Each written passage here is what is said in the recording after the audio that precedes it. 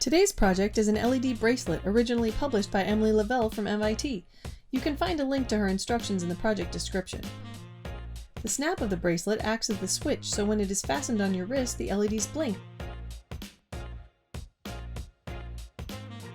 Necessary materials include alligator clips, felt, embroidery needle, button, snaps, needle threader, coin cell battery, regular thread, conductive thread, and 3mm LEDs. Necessary tools are scissors, needle nose pliers, paper pencil, eraser, ruler, and optionally, a hot glue gun or clear nail polish to seal your knots. Let's sketch out our plan.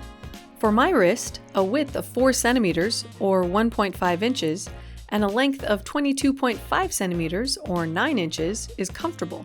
You'll need to do what is correct for your wrist. Create a drawing of both the front and the back of your wristband so you can plan your design. Knowing the pattern you want to make with your thread and the positioning of your LEDs ahead of time will make your sewing go more smoothly. You will need a pocket at one end for your battery. A good size for the pocket is 3.5 centimeters or 1.5 inches square. The pocket must be stitched with regular thread so that it does not short your circuit. It will also have a button for the flap so that the battery does not fall out. My wristband will consist of a parallel circuit in a wave pattern. On the front side drawing, my negative line is on top and will connect to the snap on the back. My positive line on the bottom will connect to the positive side of my battery in the pocket. My LEDs will be placed at each crest and trough of the wave. On the backside drawing, I will draw the flap that will fold over and button down. My flap will be 5.5 centimeters or 2 inches long and not quite as wide as my wristband. The amount that folds over will depend on the size of the button you are using. The snap on the front side will connect to the negative side of the battery in the pocket. The last thing I need to draw is the circuit on the back side of the bracelet. It is important that this circuit is a mirror image of the one on the front, which can be difficult to draw. Drawing it accurately now will make sewing later a lot easier.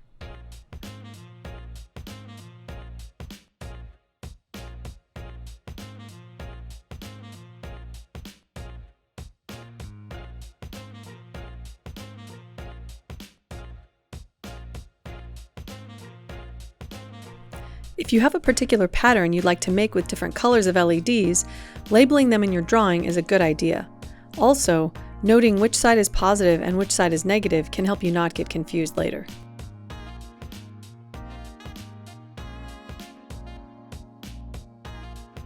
We are going to twist the leads of our LED in a way that will make them possible to sew onto our fabric. Make sure you leave a hole in the center of each twist that is large enough for your needle to pass through. If your hole is too small, you could break the lead off of your LED while trying to force it through. Be gentle and don't bend the leads too much. They will break off and you'll have to throw that LED away.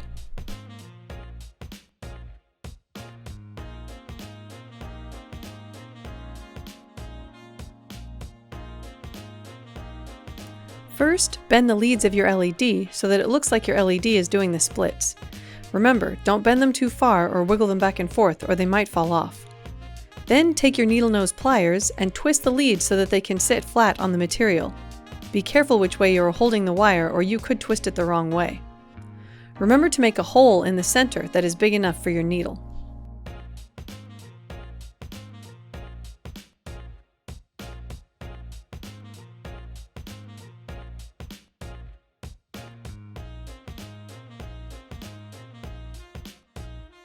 Cut your felt according to the measurements you put on your plan.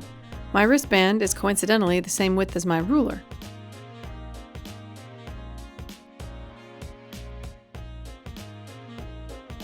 Try to cut your lines as straight as possible, or not, depending on the style of wristband you're going for. Go ahead and cut out the pieces for the pocket and the button flap as well. You should have enough fabric for a second attempt if you make a mistake, or to make 2 wristbands.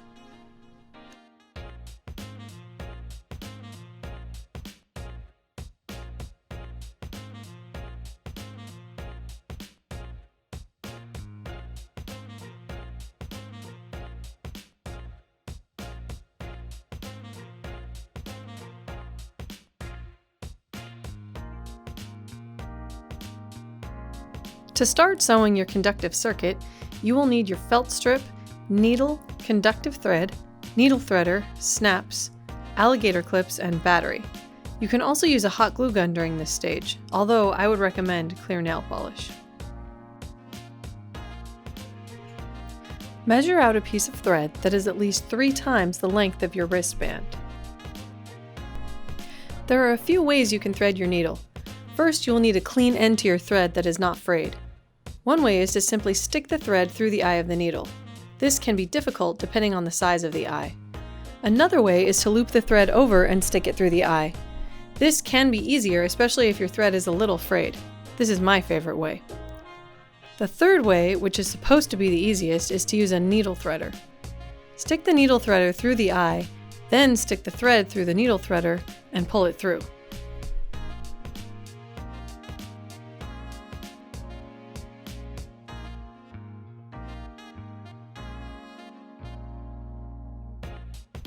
Don't tie any knots in your thread at this point. It's better to have a single line of conductive thread running through your circuit. Start by sewing one side of a snap on one end of your wristband. For this tutorial, I used a black snap so that it would contrast with the white felt. You should never use a painted snap for a switch in an electrical circuit because it won't conduct. You should only have silver snaps in your kit. Sew the snap tightly to the material, looping the thread through each hole in the snap. Leave some thread sticking out for tying a knot later. When you have gone all the way around the snap, tie a knot to secure it and your circuit to the felt. Making a knot with conductive thread can be difficult. You'll need to loop it several times and pull it quite tight. You can also seal the knot with clear nail polish or hot glue to keep it from slipping. Be careful when pulling the knot tight that you do not create a mess with your thread. Go slowly and carefully, and don't fight it if it twists.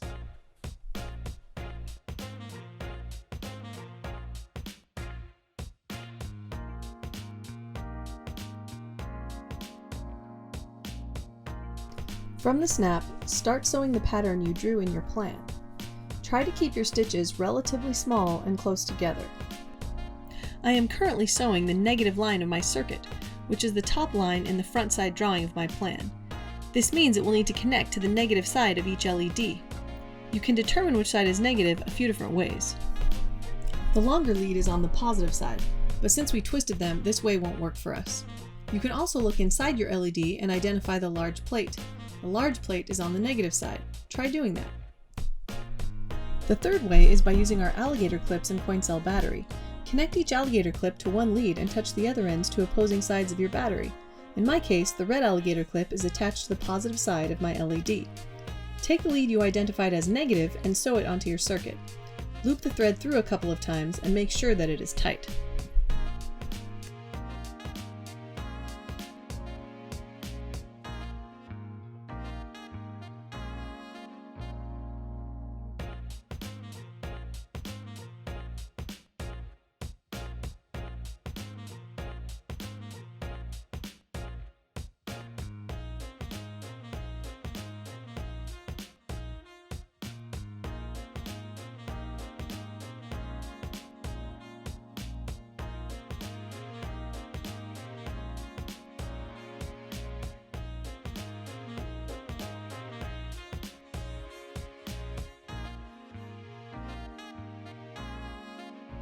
Continue sewing your circuit according to what you have drawn on your plan. If you stick to your plan, there will be fewer opportunities for getting confused or mixed up.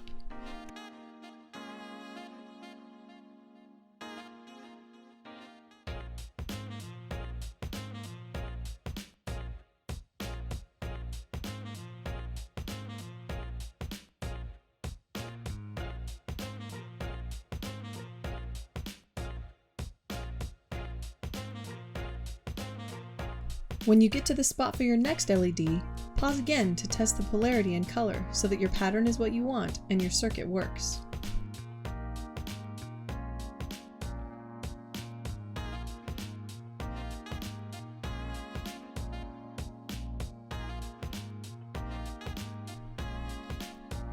When you get to the end of your top line, test the polarity of your last LED, sew it in, and tie it off. Remember to loop your thread several times to make a strong knot, and seal your knot with clear nail polish or hot glue.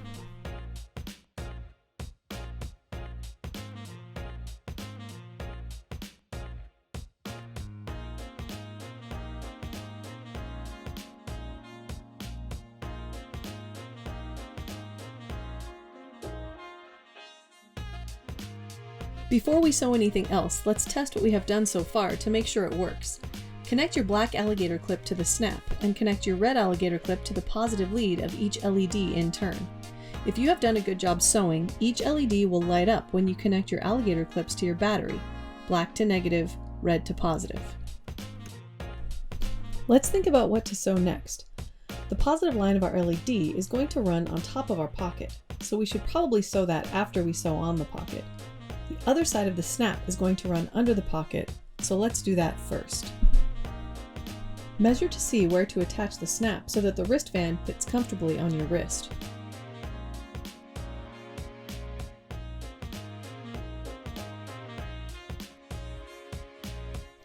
Make sure you attach the snap with the correct side facing up, or it won't snap together.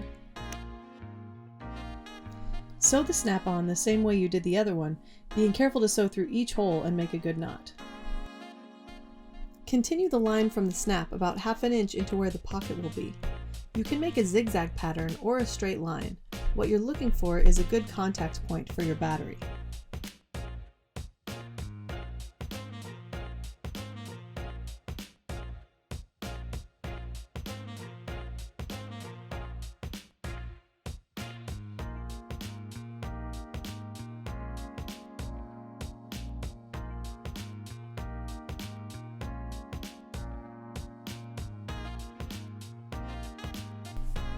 Tie your thread off, making sure to loop your knot through several times, and seal the knot with hot glue or clear nail polish.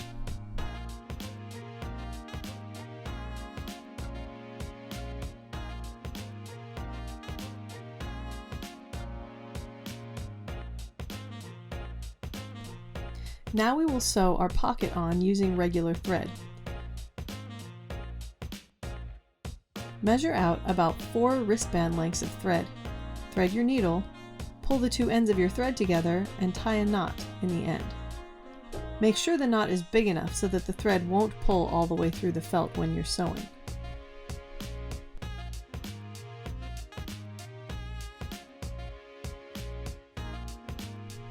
Stitch on the pocket with small stitches that are close together. You don't have to follow the square shape of your fabric if you don't want to, but make sure the opening is large enough to hold your battery.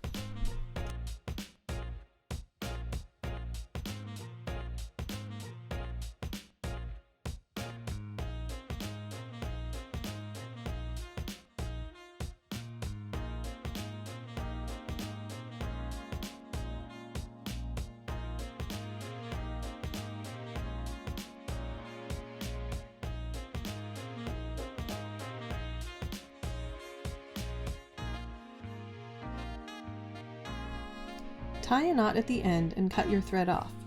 Regular thread is much easier to manage than conductive thread, so you probably won't need to use a hot glue gun or clear nail polish for this knot.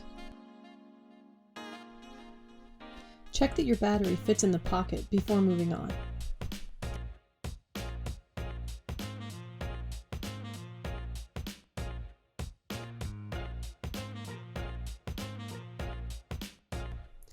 Before we sew the flap on, let's sew the positive line of our circuit. Measure out about 3 wristband lengths of conductive thread and thread your needle as before.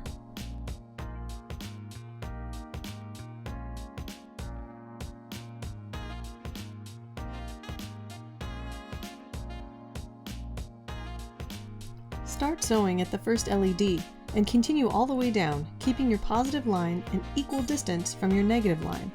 It is very important that these two lines do not cross or touch.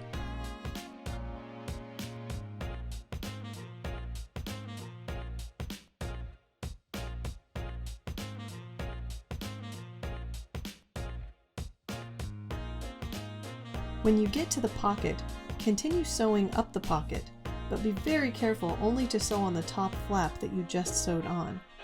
Again, you can make a straight line or follow a zigzag pattern. When the battery is in the pocket, it should form a barrier between the positive and negative lines of your circuit.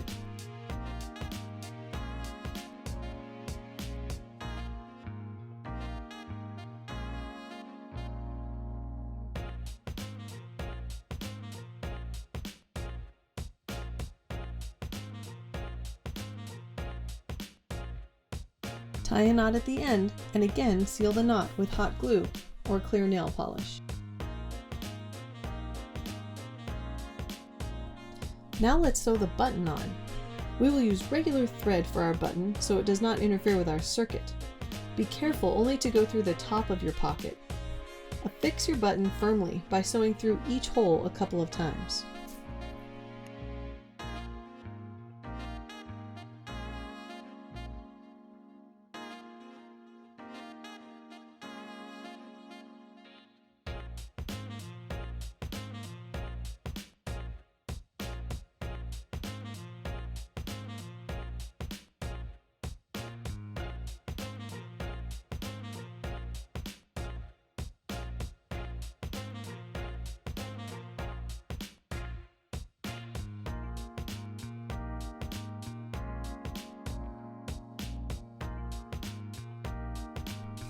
Tying the knot inside the pocket will make your wristband look nicer.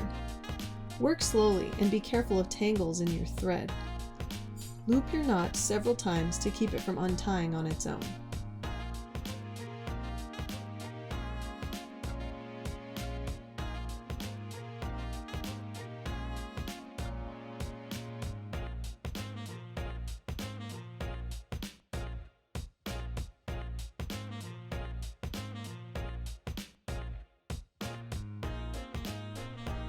Fold over your flap to make sure it completely covers your button. Then hold it in place and sew it onto the back of your wristband. Again, make sure you do not sew all the way through the pocket. You can probably use the same piece of thread you used to sew on your button, just make sure you tie a new knot in the end.